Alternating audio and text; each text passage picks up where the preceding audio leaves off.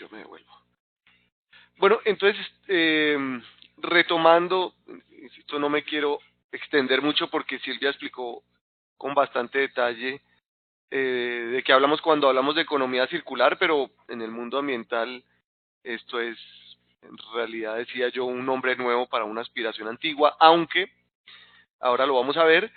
Hay unos temas de enfoque que sí son novedosos, me parece a mí, y que están cada vez más asociados a que el armonizar el desempeño económico con el desempeño ambiental. Hoy están inversamente relacionados y pareciera que fuera obligatorio que mayores niveles de crecimiento implican eh, desde una economía lineal, por supuesto, un deterioro inevitable de los recursos. Creo que la economía circular propone una manera de acercarse más a los sistemas económicos para armonizarlos más con el desempeño ambiental.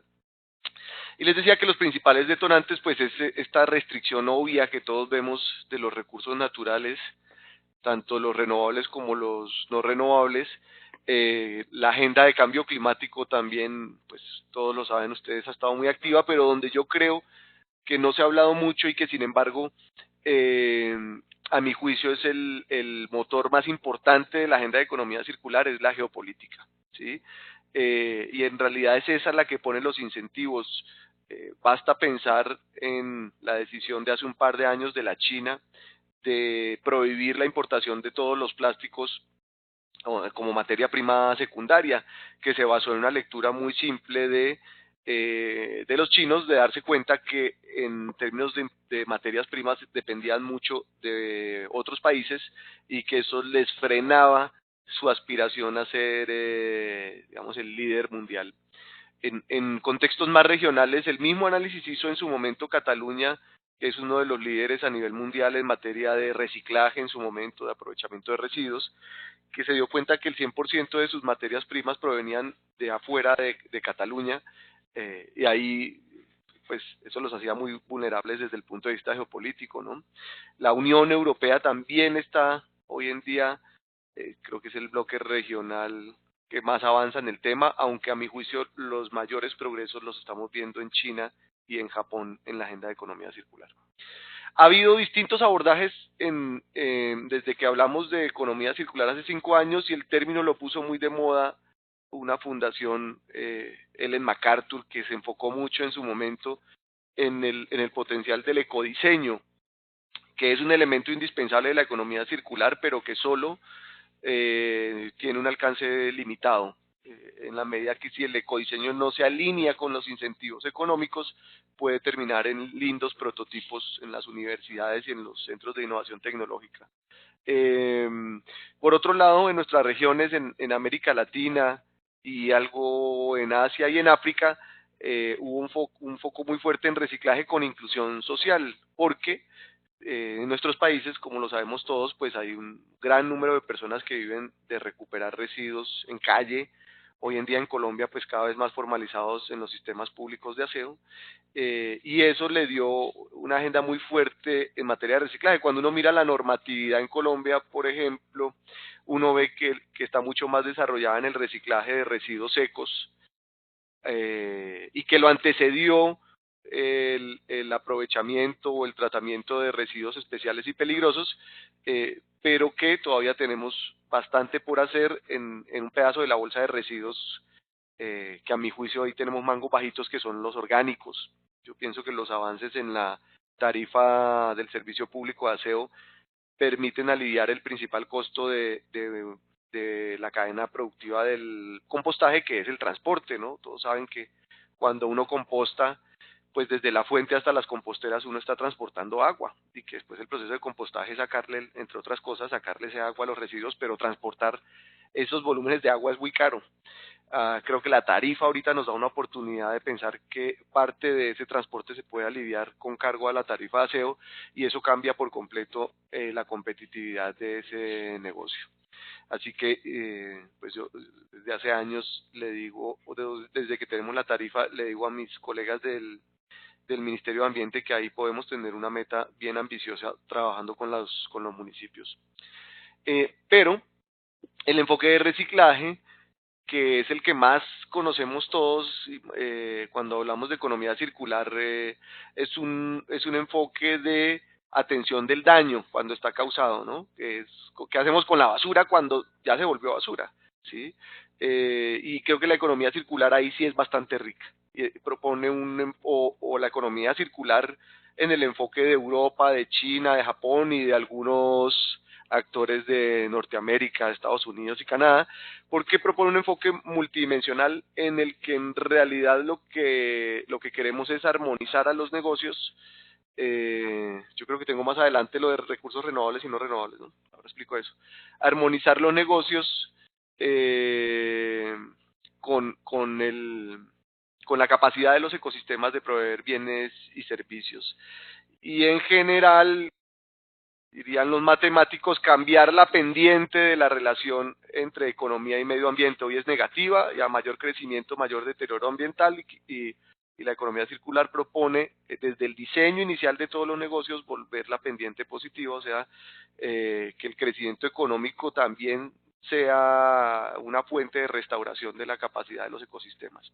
Hay una diferencia grande conceptual entre la economía circular y la agenda de cambio climático, y es que la agenda de cambio climático estaba un poco resignada, era una agenda de mitigación del daño, mientras que la agenda de economía circular se basa también en cambiar la matriz económica de los países hacia negocios que produzcan mayores capacidades de los ecosistemas. Cuando uno mira Europa y Norteamérica, las agendas, por ejemplo, de desarrollo de energías renovables, es una fuente de negocio, no es solamente, hoy en día no es solamente el esfuerzo quijotesco de unos emprendedores que están subsidiando el negocio. Ustedes miran el caso en Estados Unidos, les recomiendo buscar una página que se llama Todavía estamos adentro, en inglés We're Still In, que son una serie de iniciativas de estados, empresas, universidades, religiones, grupos poblacionales, mostrando negocios concretos, sostenibles y eficaces basados en la economía circular.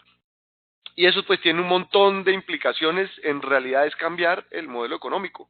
Por eso la transición pues toma su tiempo y requiere, ya lo decía Silvia del ministerio, requiere también una transición normativa enorme porque las normas, el grueso de las normas relacionadas con los sistemas productivos hasta hoy han favorecido, han convivido con una economía lineal y cambiar eso requiere de cambiar precios relativos, incentivos, etcétera. Pero todo esto tiene implicaciones en la cadena de valor, en nuestra región, en el reciclaje inclusivo, que es, a mi juicio, el primer gran paso que ha dado Colombia y la región en materia de economía circular, y por supuesto en plataformas de información, porque sin información vamos a ciegas en esta agenda, no somos capaces ni de diagnosticar los problemas que tenemos, ni de monitorear después la teoría de cambio que postulamos para avanzar en economía circular. Les decía que tenemos ahí unas oportunidades en América Latina. La primera o la que deberíamos perseguir eh, también con generar riqueza, por supuesto, es la de la capacidad de renovar los ecosistemas en la extracción de recursos, la conservación del valor de los materiales, de lo que ya habló Silvia, y aquí hay una distinción, ¿no? También que nos permite ser pragmáticos, que es, hay dos reglas de decisión en la economía circular, una se refiere a los recursos no renovables y otra se refiere a los recursos renovables. Cuando hablamos de recursos no renovables, lo que queremos es alargar al máximo la vida útil de los materiales, porque ese es un stock que cada vez que lo consumimos, pues no, lo vamos gastando. Pero tratándose de recursos renovables, lo que uno quiere en la economía circular es armonizar la tasa de uso de esos recursos con la capacidad de los ecosistemas para producirlos, y armonizar la disposición de residuos en los ecosistemas con la capacidad de los ecosistemas de digerirlos. Entonces, esos criterios son distintos y nos conducen a economías muy diferentes, ¿no? Y tenemos la oportunidad en América Latina de resolver un problema social muy grande, que es pues no dejar atrás a los recicladores que durante décadas fueron los únicos, dijéramos, que en las ciudades estuvieron activos en el cuidado del medio ambiente, sin recibir el pago suficiente a cambio. Nos generaban unas externalidades positivas muy altas y nosotros como sociedad no se las estábamos pagando. La tarifa está corrigiendo eso y creo que la revisión que viene de la CRAA para la nueva tarifa va a avanzar más todavía en el tema. Pero también les decía, esto es una oportunidad de creación de nuevos negocios, ¿no? Negocios de codiseño, de aprovechamiento de residuos, de energías renovables, de servicios de reparación. Hay, voy a detenerme un poco en un ejemplo que daba Silvia, que es pasar de productos a servicios. Ella ponía el ejemplo de las patinetas, también hay un ejemplo en los electrodomésticos en Japón, por ejemplo, las empresas que venden lavadoras o neveras ya no venden los aparatos, sino los servicios que prestan los aparatos, con lo cual los incentivos económicos cambian por completo. Estos aparatos permanecen en el patrimonio de las empresas y en consecuencia las empresas tienen incentivos para cuidarlos. Y el negocio cambia de vender aparatos que empiezan a volverse basura apenas salen del stock de las empresas, para ser un negocio de actualización de los aparatos, reparación de los mismos, provisión de servicios, etcétera. Tenemos algunas limitaciones. A mí me gusta, pues no es que me guste, pero me parece prudente ser un poco aguafiestas en este punto, y es que la economía circular tampoco está a la vuelta de la esquina. ¿Sí? Tenemos un marco dominante de incentivos basados en una economía lineal, por eso la transición normativa es indispensable. Tenemos que hacer unas transiciones tecnológicas que hay que hacerlas con calma si uno no quiere alterar equilibrios competitivos o deteriorar el empleo o deteriorar el ingreso fiscal. Entonces estas transiciones tecnológicas deben ser generalizadas para la economía, porque un poco como pasa en la agenda de cambio climático, nadie se quiere mandar solo a hacer la transición tecnológica si eso le va a caer en su estructura de costos y en consecuencia lo va a sacar de la competencia con sus contrincantes, ¿no? Entonces, estas transiciones tecnológicas también deben ser vistas desde el marco normativo para que las reglas del juego le permitan a los sectores completos y no solamente a los llaneros solitarios hacer transiciones tecnológicas hacia la circularidad, ¿sí? Tenemos una agenda de datos que en Colombia, como les decía, se ha avanzado bastante, me parece, en la agenda de datos, en tratándose de ecosistemas, pero bastante poco en la agenda de datos de contextos urbanos y de economía circular en cadenas de valor del sector real. Apenas, les decía, hace 3 o 4 años, el Sistema Único de Información incorpora algunos datos de recuperación de materiales reciclables. Antes en Colombia íbamos a ciegas en la información de economía circular. Sin embargo, Colombia es uno de los 3 países pioneros en tener una cuenta satélite ambiental que la lleva adelante el DANE. Yo creo que tiene mucho por crecer todavía esa cuenta en términos de recuperar información, dependemos mucho de la formalidad.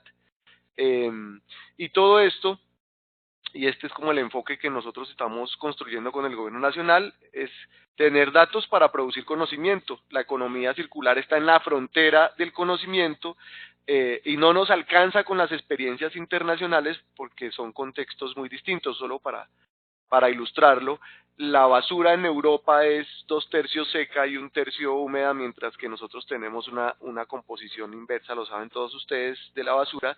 Nuestra basura es principalmente húmeda u orgánica, como la quieran llamar, y un porcentaje muy pequeño de secos, o sea que ahí los incentivos económicos que necesitamos son distintos, los desarrollos tecnológicos son distintos, las instituciones son distintas. Nosotros, mientras Europa empezó a hablar de responsabilidad extendida del productor a comienzos de los 90, nosotros estamos terminando el gran logro de la disposición final y hasta ahora estamos celebrando que tenemos una cobertura de rellenos sanitarios más o menos decentemente llevados, y estamos entrándole a esta agenda de economía circular apenas. Entonces, aunque es muy atractivo y muy ilustrativo ver la experiencia del norte desarrollado, nosotros necesitamos producir conocimiento propio en esta materia y todavía hay muy poquito.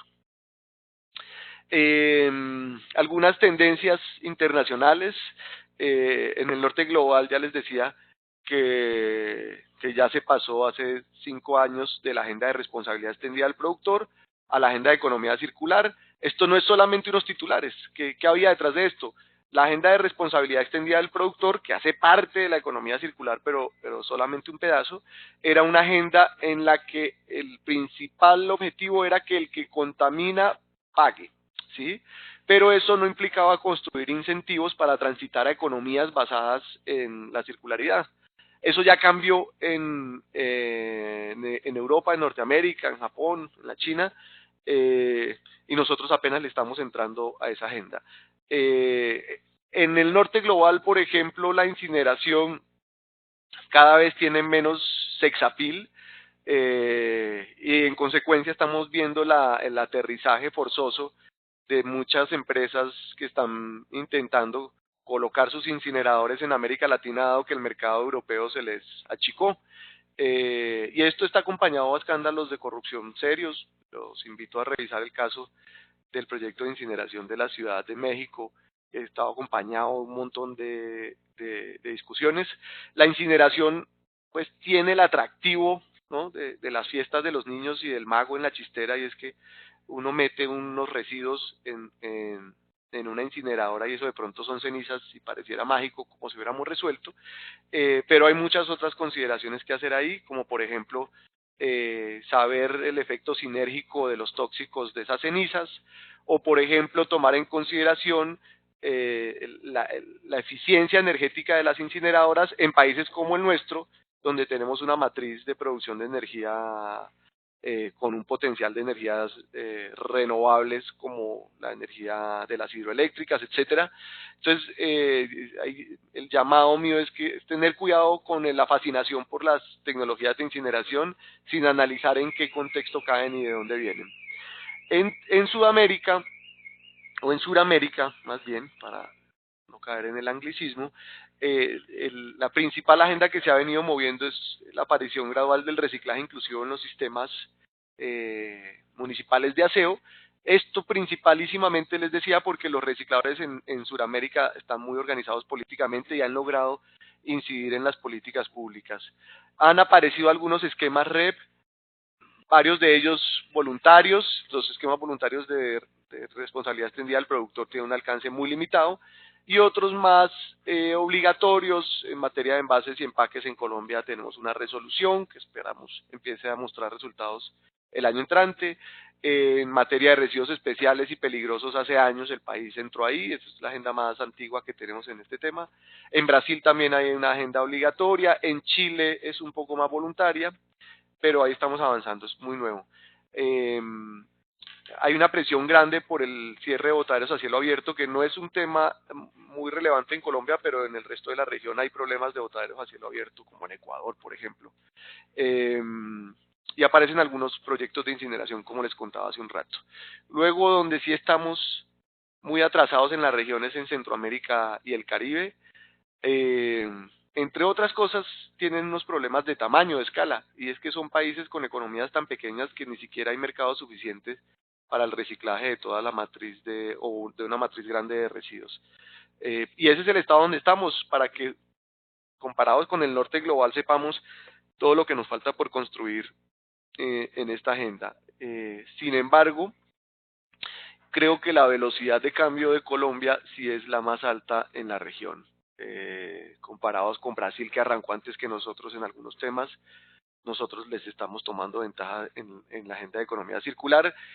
Y aunque Chile es más ruidoso en las redes sociales para hablar de economía circular, a mi juicio, con respeto y cariño por los colegas chilenos, la aproximación colombiana es más completa.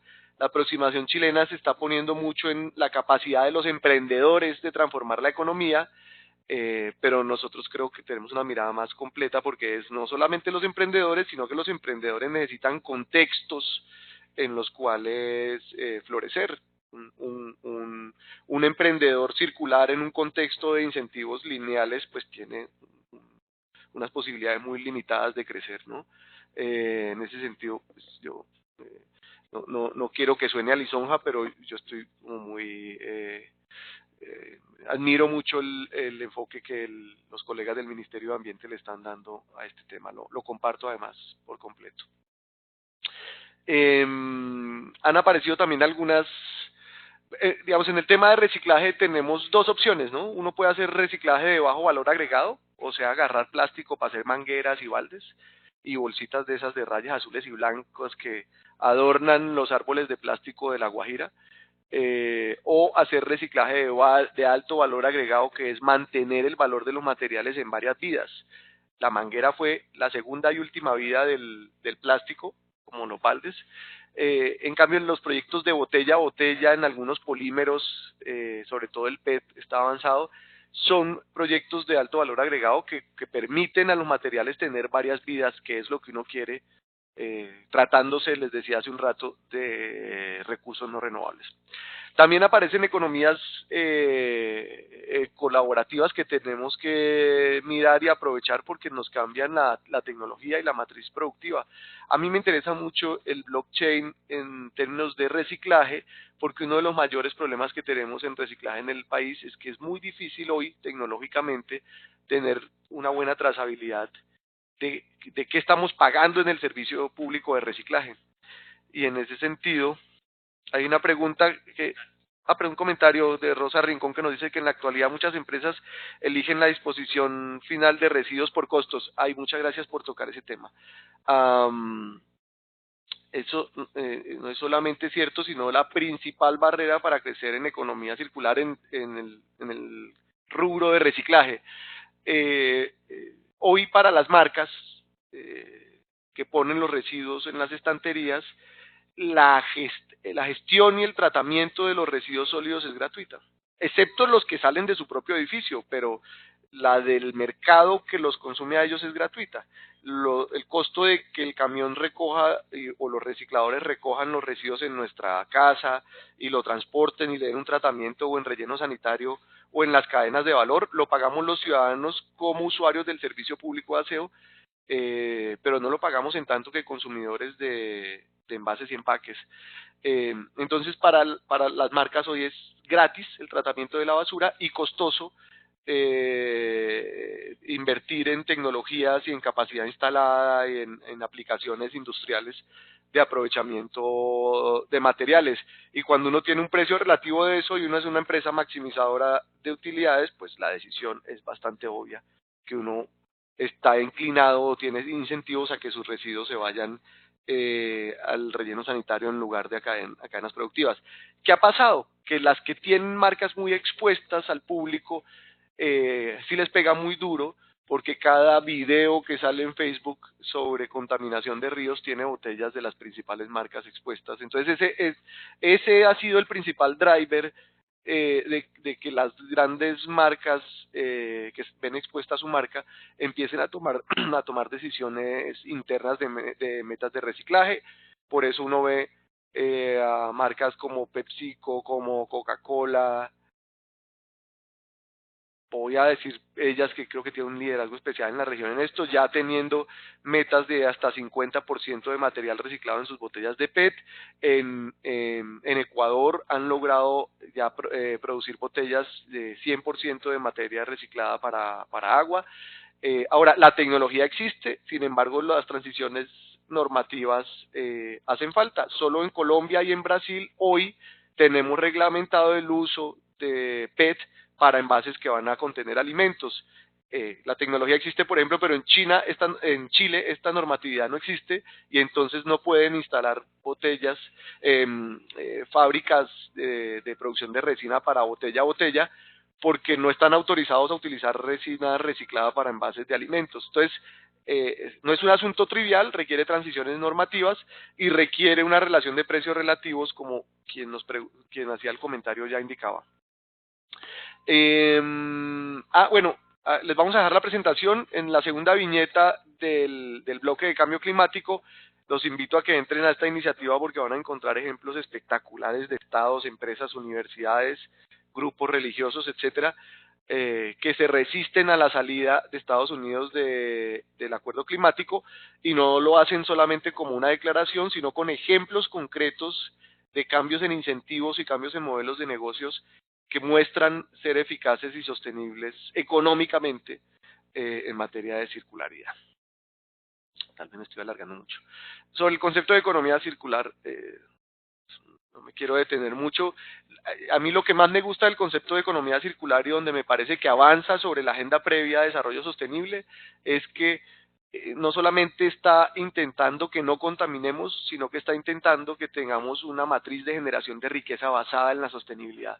Y eso sí me parece que es un cambio de enfoque que va acercando los mundos de la economía y del cuidado del ambiente. Aquí pues retomo la Estrategia Nacional de Economía Circular porque ha logrado articularnos a varios del gobierno, ha logrado salirse, digamos, de las paredes del Ministerio de Ambiente para convocarnos a otras entidades del gobierno nacional y del sector privado y de autoridades locales. Andrea Guauña dice, pero también porque no se muestran otras opciones, siempre son las mismas ofreciendo el mismo servicio. Andrea, cuéntanos a qué te refieres, a qué sector, para que podamos comentar sobre eso, por favor.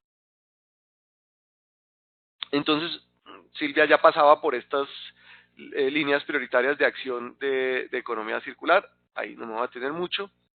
Y este es el mapa conceptual de lo que nosotros necesitamos medir cuando hablamos de economía circular. La letra está chiquitica, me comprometo a hacer un gráfico mejor. Pero básicamente lo que ilustra esto es los flujos de materiales entre el mercado internacional y el ambiente internacional. ¿Sí? Ustedes saben que hay fenómenos ambientales que tienen ocurrencia y relevancia local, pero hay otros, como los gases de efecto invernadero, que tienen ocurrencia local pero impacto global. A los gases de efecto invernadero no les importa que hayan sido emitidos en Colombia, también alteran la atmósfera de la China, ¿sí? O el caso del Amazonas, que el Amazonas pues está muy localizado, pero regula el clima de todo el planeta con, con otros, claro, otras variables. Entonces, parte de lo que tenemos que medir son los flujos de materiales y bienes y servicios ecosistémicos del resto del mundo. También medimos los flujos de materiales y bienes y servicios ecosistémicos que vienen de nuestro país, que entran al sistema productivo, algunos de ellos se quedan, y en recursos no renovables, esto es lo que uno quiere, que cada vez que permanezcan más tiempo aquí adentro en la economía, circulando, manteniendo el valor.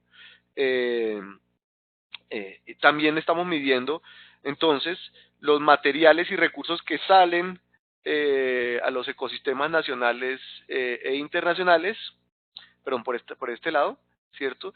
Y uno quiere disminuir a cero los recursos no renovables que tienen este tránsito, y con los recursos renovables uno lo que quiere es armonizar esta emisión con la capacidad de los ecosistemas nacional y global para digerirlos, ¿sí? El sistema de información de economía circular está inspirado en recoger los datos asociados a estas interacciones, a estas transacciones entre la economía y el ecosistema. Y el indicador líder que uno quisiera tener es el grado de circularidad, es decir, en recursos no renovables, qué tanto tiempo y en qué proporción los recursos permanecen en la economía, ¿cierto? El éxito es cuando esto tiende a infinito, o sea, que los recursos no renovables permanecen para siempre aquí, y el éxito en los no renovables es cuando la tasa de demanda de recursos naturales es menor o igual a la tasa de producción de esos bienes ecosistémicos, y cuando la tasa de emisiones es menor o igual a la tasa de digestión que los ecosistemas tienen de ellos. Esos son los indicadores, dijéramos, ahí, eso es lo que uno quiere monitorear para saber si la política pública de economía circular es exitosa o no. Eh, como les decía Silvia, tenemos un enfoque también coincidente con el ministerio en los niveles en los que quiere, no solo quiere, en los que se está construyendo el sistema de economía circular. Nosotros queremos información de tipo macro que ya tenemos en la cuenta satélite ambiental, que nos deja ver agregados y en ese sentido le permite al gobierno, a los hacedores de política, mirar las grandes tendencias de esas transacciones que veíamos antes. Nos interesa producir información a nivel meso. Mi gran esperanza es el uso de la matriz insumo-producto. Y aquí lo que queremos ver es qué pasa en las cadenas de valor en términos de productividad. Cuando uno mira las cadenas de valor, fundamentalmente uno lo que está viendo es eficiencias. O sea, donde hay cuellos de botella, tecnológicos, también en la estructura de costos, siempre están asociados, son hermanos, la estructura de costos y la tecnología. Y a nivel micro, queremos producir información y el país está a punto, en residuos especiales y peligrosos ya hay información, pero en residuos ordinarios de envases y empaques, el año entrante tendremos la línea base de oferta de materiales de envases y empaques, y esto le permite, esto es de uso, digamos, esto le permite a los hacedores de política hacer un seguimiento fino, pero también a las empresas les permite ver cómo van en su línea de producto de envases y empaques. Esta es una información que es más o menos trivial en envases y empaques simples de un solo material o de dos materiales como las botellas de PET, pero muy complejo en electrodomésticos, por ejemplo en celulares, porque adentro de un celular uno tiene materiales con distinta circularidad y vida útil. Es un gran desafío a final de año, esta es nuestra promesa, espero que nos pidan que nosotros vamos a hacerlo, pero si no lo hacemos, si se nos llega a pasar por alguna cosa, espero que nos exijan a final de año cumplir este propósito, y es que a final de año vamos a entregarle al país, con la mesa de información de todo el gobierno, el primer reporte de economía circular y la primera versión del sistema de información de economía circular. Eh, bueno, ese sistema de información de economía circular está integrando información científico, técnica. Ahí van a ver ustedes que las CAR tienen un rol por jugar bien importante por los registros administrativos que van acumulando en términos de licencias y otras. También recogemos estadísticas, que esas son las que recogemos o con las operaciones directas que hacemos en campo, como la encuesta ambiental hotelera o la encuesta ambiental industrial, pero también aprovechamos registros administrativos para obtener información estadística. Por ejemplo, el Sistema Único de Información, que tiene mucho por mejorar en materia de residuos, creo que está más avanzado en materia de agua. Los objetivos específicos que tenemos es consolidar esa información científico-técnica en materia de economía circular. Está repetido, perdón.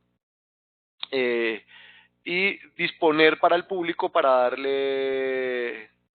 científico-técnica, perdón, es una, y la otra es estadística y la de los registros. Pero en general queremos consolidar la información disponible.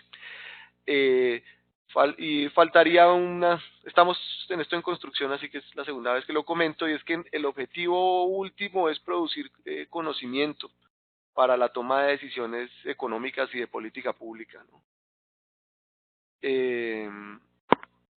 Pues aquí están como los distintos, digamos, globos de economía que alimentan este sistema de economía circular, y los grandes jugadores son todos los miembros del Sistema Estadístico Nacional, el Sistema de Información Ambiental de Colombia, las CARS, la ANLA, el IDEAM. Yo estoy bien optimista, estamos avanzando mucho en la articulación entre todas estas plataformas. Ya tenemos una revisión que partió de entre 400 y 500 indicadores, y a hoy tenemos 108 indicadores que nos parece que van a ser la base del primer sistema de información. ¿Sí? Tal vez esto lo he ido contando. Hemos revisado los referentes internacionales, encontrando pues con satisfacción que lo que nosotros nos estamos proponiendo es lo más ambicioso en materia de sistemas de información de economía circular a nivel mundial, y con nerviosismo, porque estar en la frontera significa que la curva de aprendizaje la pagamos nosotros y los que vengan detrás van a ir subsidiados en esos aprendizajes. Así que tenemos que estar tranquilos y permitirnos el error y el aprendizaje por ser pioneros. Ese es el costo de ser pioneros. Nos hemos articulado con la Estrategia Nacional de Economía Circular. Siento que ya estamos completamente armonizados ahí. Ya les contaba que hemos hecho la identificación de indicadores que van a ir a esa primera versión del sistema de información, y tenemos pues una primera clasificación de eso. Ya les había ido contando esto por el camino. Esto era lo que queríamos contarles de información, pero no solamente para echarles el cuento, sino porque este sistema de información será potente en la medida que podamos tener una agenda de aprovechamiento de los registros administrativos de las corporaciones autónomas para alimentar ciertos capítulos del sistema de información de economía circular. Y con eso termino mi intervención y si hay alguna pregunta, con mucho gusto la contesto.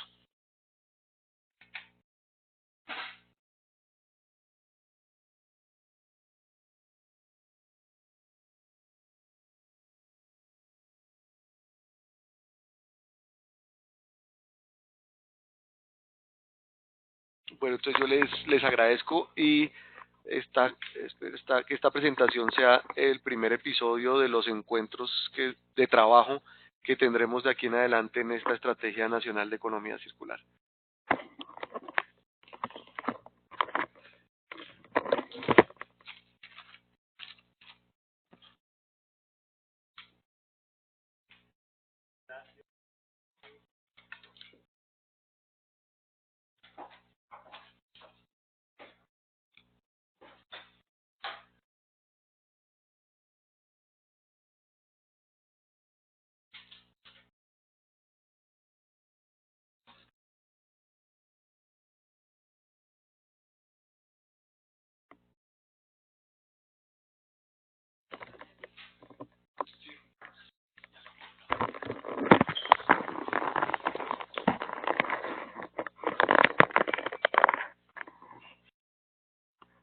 ¿Cuál es la pregunta?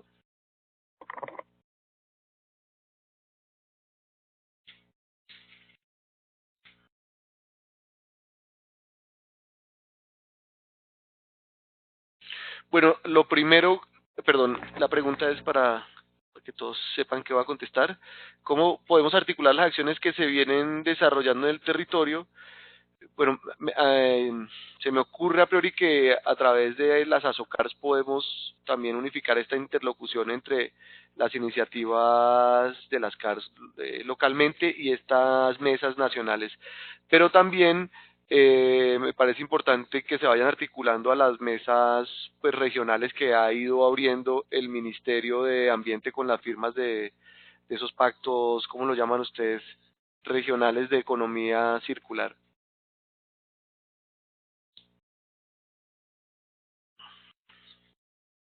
Rosa Rincón dice, el sistema de información de economía circular está proyectado para ser alimentado directamente o solo a través de otros sistemas de información. No tengo una respuesta única para eso. Depende del grado de madurez de la información de que estemos hablando. Hay unas operaciones estadísticas que nosotros hacemos y entran directamente en el sistema de información. Hay unos registros administrativos que están en proceso de convertirse en registro, digamos, lo que nosotros llamamos información estadística oficial. Esos también van a ir más directamente y hay otros que están, digamos, entrando para ponerse en el radar del sistema de información. Voy a citar uno que se me ocurre ahorita que es, hay un grupo de grandes marcas asociadas en una fundación que se llama Sempre, en tema de reciclaje. Ellos tienen un piloto de información y sería como la versión como más en incubación del tipo de información que iría entrando y ahí nosotros lo que hacemos es bueno, pues tener abiertas las puertas para conversar y ver cómo esas informaciones maduran para ser información con vocación de ser aprovechada estadísticamente. Entonces, más bien lo que diría es que conmigo directamente, con Silvia, etcétera, con los colegas que estamos en este tema, quienes tengan una información que consideren que tiene vocación de entrar al sistema de economía circular y nosotros no la tengamos en el radar, nos lo dejen saber para empezar a evaluar el grado de madurez de esos registros.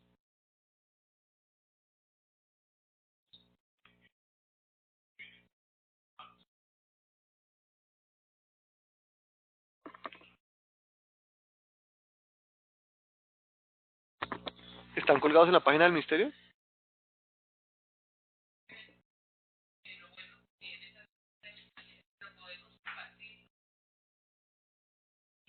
Entonces, lo que diría es, Silvia le envía a Socars los pactos que ya existen con el pedido a Socarse que lo pueda circular con los colegas.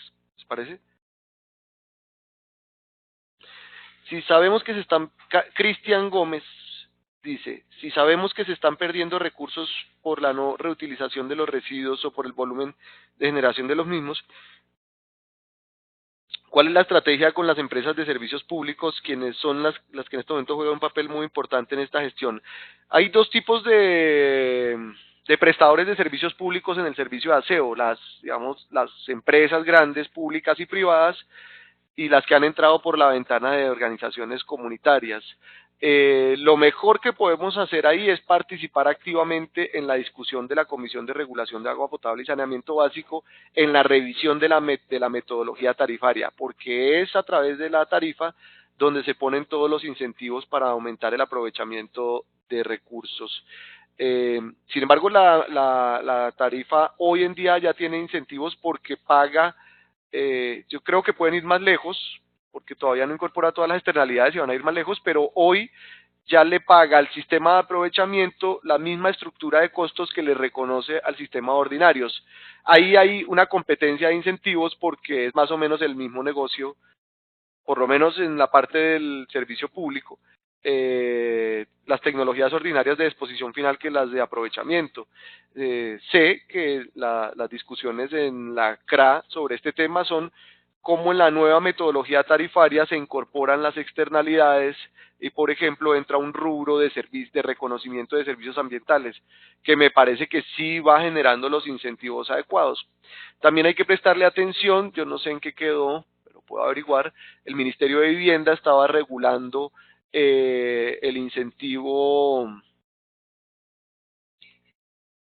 que sería el incentivo al aprovechamiento, que al final el propósito que tiene es exactamente subir el precio relativo de enterrar basura versus aprovecharla.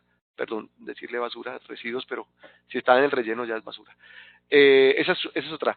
Y una actividad que es muy importante, diría yo indispensable, es articularse con los municipios, porque en el diseño institucional colombiano, más allá de lo que puedan hacer las autoridades nacionales, los competentes sobre el servicio público son los municipios.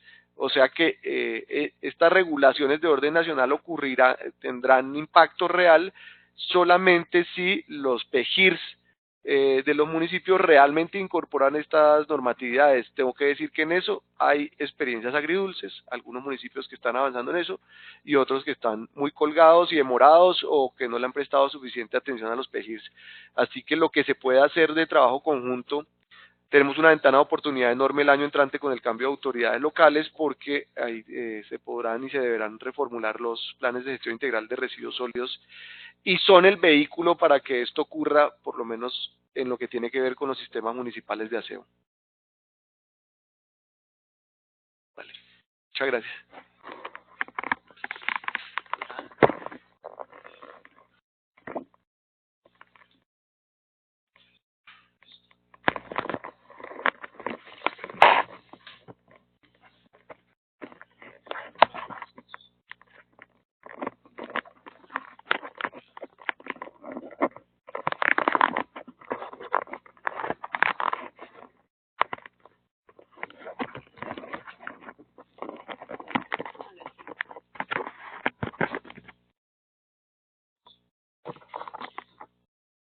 Dime.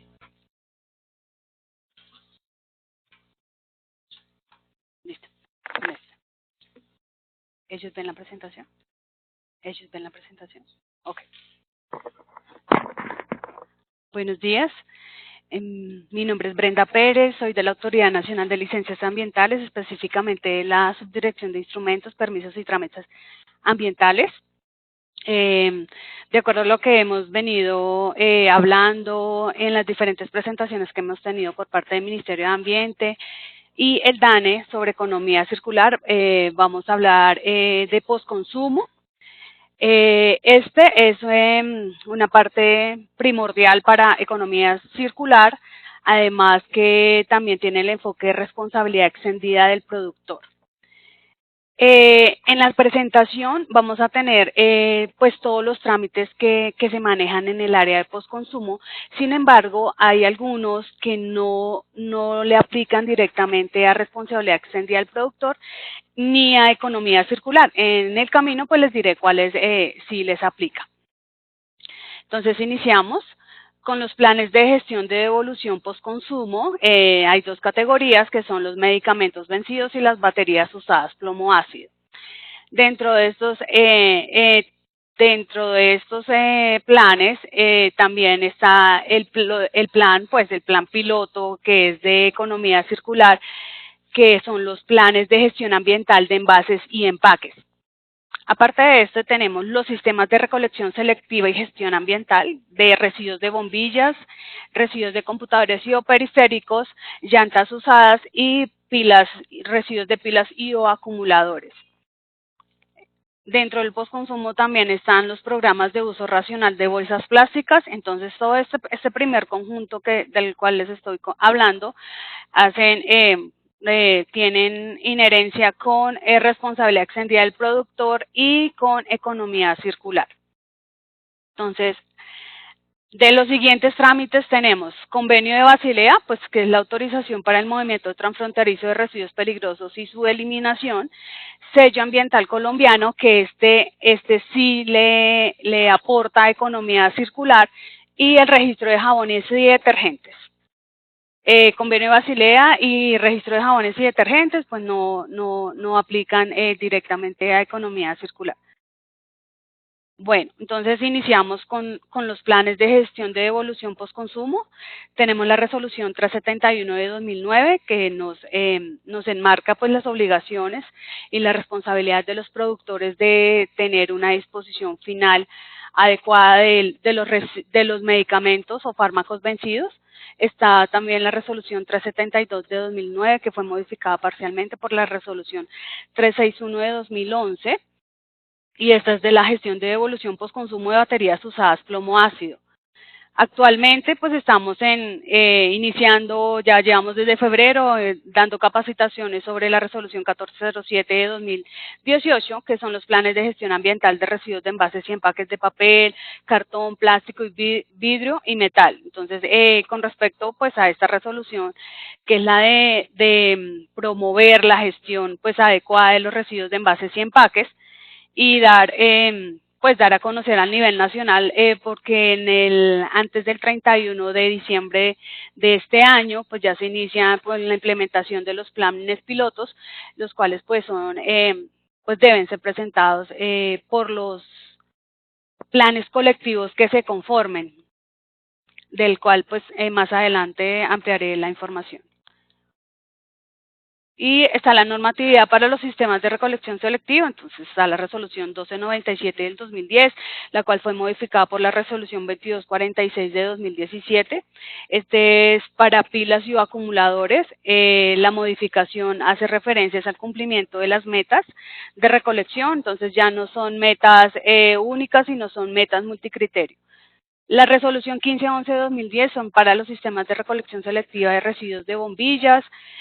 La resolución 1512 de 2010 también, sistemas de recolección de residuos de computadores y o periféricos, y la resolución 1326 de 2017, que es la resolución, para los sistemas de recolección selectiva de llantas usadas. Sin embargo, cabe aclarar que esta resolución derogó totalmente la 1407 de 2010. Bueno, esta es pues la normativa de convenio de Basilea. No voy a hacer un énfasis en este debido a que pues no le aplica directamente a economía circular. Sin embargo, pues por la ley 253 de 1996, pues nosotros nos acogimos al convenio de Basilea y las diferentes, esta presentación ellos la van a tener, ¿cierto? ¿Sí? Ok. Entonces, pues están los diferentes decretos y leyes que hacen referencia a cómo manejar los residuos peligrosos, y cuando nosotros, pues, como lo sabemos en las autoridades ambientales, no tenemos la capacidad en el país para tratar estos residuos peligrosos, pues obviamente hacemos un convenio, no, sino hacemos un transporte al país que sí puede hacer la disposición final y aprovechamiento de dichos residuos. Tenemos la resolución 668 de 2016, esta nos da el programa de uso racional de bolsas plásticas, cómo se implementa, cuáles son las condiciones para que pues haya un cumplimiento de las metas y una disminución de la entrega de las bolsas plásticas en los puntos de pago, y que haya pues y que se cumplan con unos criterios y unas medidas establecidas para estas bolsas plásticas. Aparte, pues hay una resolución que adiciona a la 668, y esta resolución es pues la que nos da la etiqueta, un indicador más, que es los colores que se deben aplicar y cuál va a ser el cumplimiento de meta asociada a este tipo de colores de la bolsa plástica. Tenemos el sello ambiental colombiano. Como les comentaba, le aplica economía circular, tenemos varias categorías. Este sello, el dueño es el Ministerio de Ambiente. Tenemos la resolución 1555, que es el que aprobó pues el sello ambiental colombiano, la resolución 542 de 2008, que nos dice cuál es el procedimiento que deben tener las certificadoras del país para que se les otorgue la autorización de certificación del sello ambiental colombiano. El año pasado se emitió la resolución 2210 de 2018, la cual nos habla y nos enmarca el sello minero ambiental colombiano, del cual actualmente estamos trabajando en el procedimiento para la aplicación del sello minero. ¿Por qué mencionamos que el sello ambiental colombiano le aplica directamente a economía circular? Porque las empresas que actualmente tienen sello ambiental colombiano tienen diferentes categorías, las cuales aplican una gestión ambiental a cada uno de sus procesos. Dentro de los procesos que ellos tienen, manejan varios indicadores, que son indicadores de uso eficiente del agua, uso eficiente de energía, indicadores de gestión de residuos sólidos, residuos peligrosos, de residuos aprovechables. En algunos, en el aprovechamiento de estos residuos, vuelven a la cadena productiva. Se tienen pues estadísticas de que realmente el sello ambiental colombiano ha demostrado en las empresas que lo tienen una disminución en costos energéticos, en costos de consumos, en innovación, en nuevas tecnologías que implementan en sus industrias para realmente tener una reducción de, sobre todo, costos económicos. La normativa de jabones y detergentes, pues directamente no le aplica a economía circular. Sin embargo, hay unas normas técnicas que sí le podría apuntar a, pues que las empresas sí podrían aplicar al sello ambiental colombiano de usos de cumplimiento de biodegradabilidad. Esta normativa de jabones y detergentes, pues la marco es la resolución 689 del 2016. Entonces, esta adopta el reglamento técnico en el cual establece los límites máximos de fósforo y biodegradabilidad de los tensoactivos presentes en jabones y detergentes. Para la Autoridad Nacional de Licencias Ambientales únicamente le aplica lo que son jabones y detergentes de uso industrial. Esta resolución fue modificada por la 837 de 2017 y luego tuvo otra modificación que fue la resolución 1770 de 2018.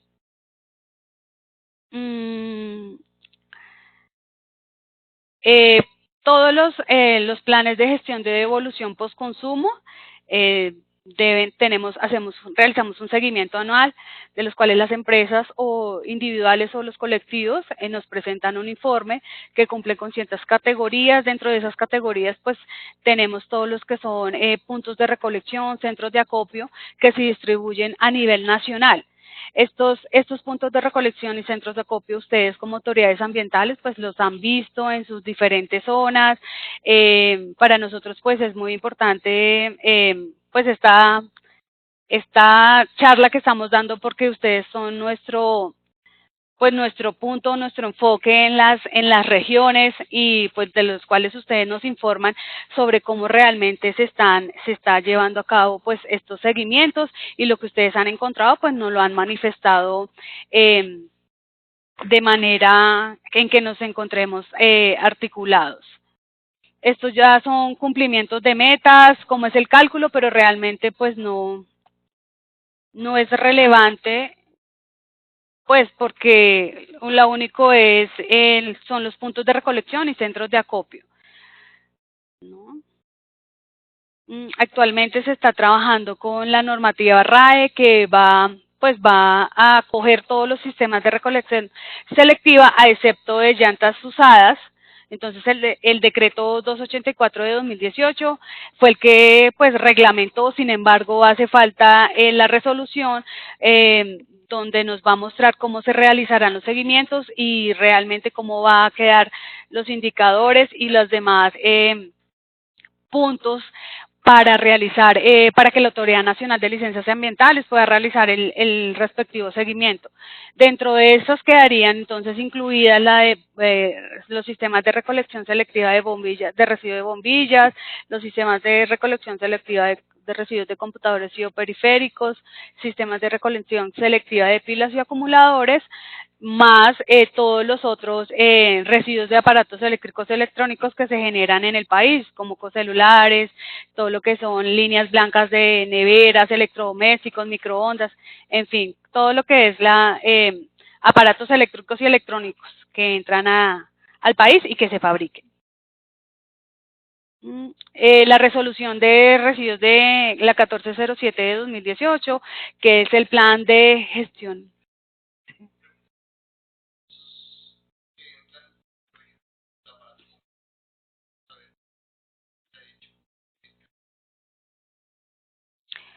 Es el aparato completo, sin embargo, el productor debe tener la composición, sí, de cada uno de los.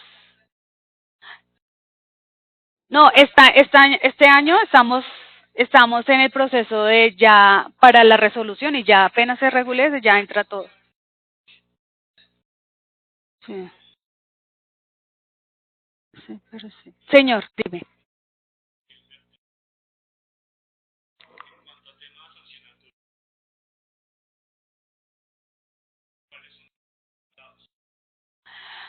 Bueno, al momento sí tenemos procesos sancionatorios, como ustedes saben, un proceso sancionatorio demora 5 años, ya hemos realizado sanciones pues a las empresas que uno no han presentado pues ni los planes ni los sistemas y dos en cuanto a las empresas que no han dado cumplimiento a las metas, pero sí ya hemos realizado sancionado.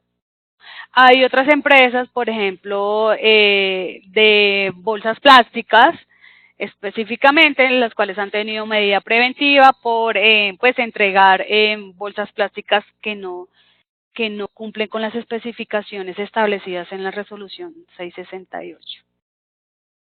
¿Listo?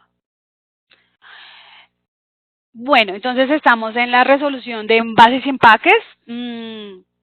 El ámbito de aplicación es para los productores que fabriquen, ensamblen, pongan en el mercado o remanufacture con su propia marca o importe envases y empaques en el mercado nacional y que están concebidas para constituir una sola unidad de venta al consumidor final.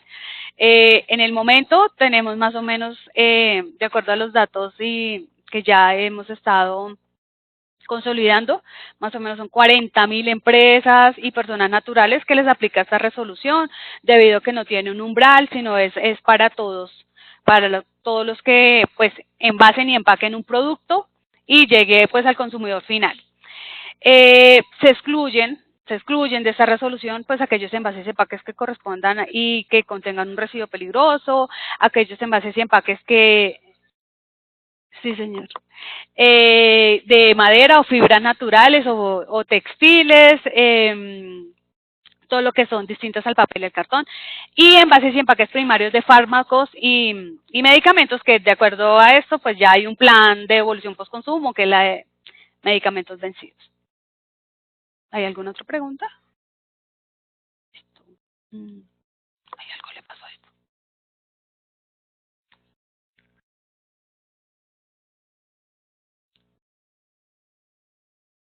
Listo. Son los tiempos para la presentación de cada uno de de los planes y del plan piloto. Como les decía, el plan piloto se debe presentar este año, antes del 31 de diciembre del 2019. Este le aplica únicamente para los planes colectivos, o sea, los que lideran y se conforman por varios productores. Acá cabe aclarar que si la empresa fue constituida o la persona natural comercializó o tuvo operaciones antes del 31 de diciembre del 2017, deben tomar el año base para el cálculo de la primera meta, o sea, el 10%, todos los envases y empaques del año 2018. Si la conformación o la comercialización de estos productos fue después del 1 de enero del año 2018, pues digamos, si fue el 30 de marzo del 2018 que inició operaciones, su año base sería el año 2019. Pero si es después, posterior, entonces depende del año en que pues se constituya la empresa y entre pues en operación. El plan de gestión ambiental de residuos de envases y empaques, para su implementación se deberá presentar antes del 31 de diciembre del año 2020 y los respectivos informes anuales se inician, el primer informe se debe presentar antes del 31 de abril del año 2022. Para los planes colectivos, pues tienen como una ventaja sobre el plan individual, y es que tienen 2 años para dar cumplimiento al 10% de la meta. Esta meta es multicriterio y ese 10% tendría el año 2020 y el año 2021, de acuerdo a la gestión y la transformación de los residuos de envases y empaques que hagan. Bueno, esto ya es el cumplimiento de metas para los residuos de envases y empaques. Inicia con el año de evaluación del año 2021 y termina con un 10%, y termina en el año 2030 con un 30% de cumplimiento de meta. Esto es para los planes individuales. Sin embargo, para los planes colectivos, pues tenemos una línea multicriterio, del cual pues sí debe cumplir un 10%, pero hay otros criterios que le suman al cumplimiento de la meta. Bueno, estos son los contenidos del plan piloto, que es el que deben presentar pues este año. Lo importante es que nos informen cuáles son las empresas que conforman el piloto y nos digan cuáles son las estrategias logísticas y administrativas para la implementación del piloto. Bueno, esto no.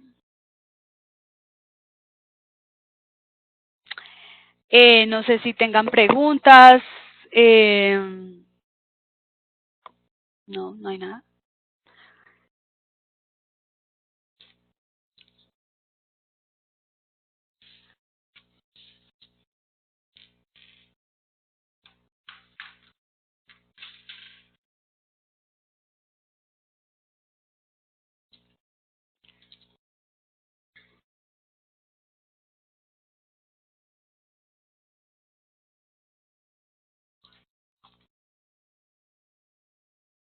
Sí, porque acá ya tengo.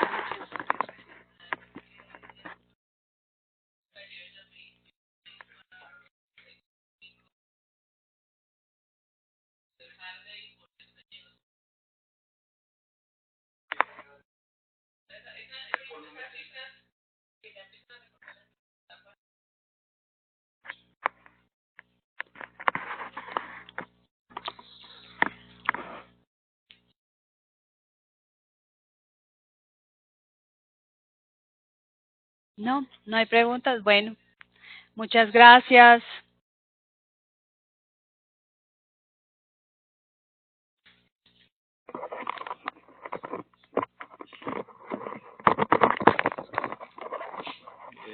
Buenos días. Les voy a dar unas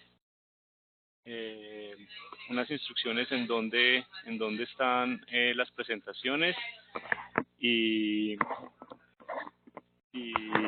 las videoconferencias grabadas. Entonces, deben abrir un navegador, ir a la página web azocars.org.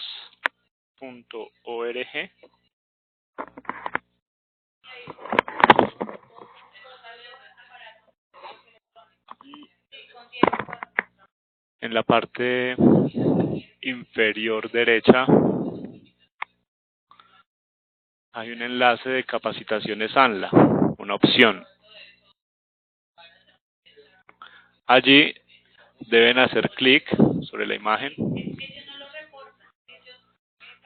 y aquí está toda la información que se ha generado de las capacitaciones ANLA. En este momento, la última capacitación que se hizo, pues antes que esta, fue Sistema Vital y Ágil.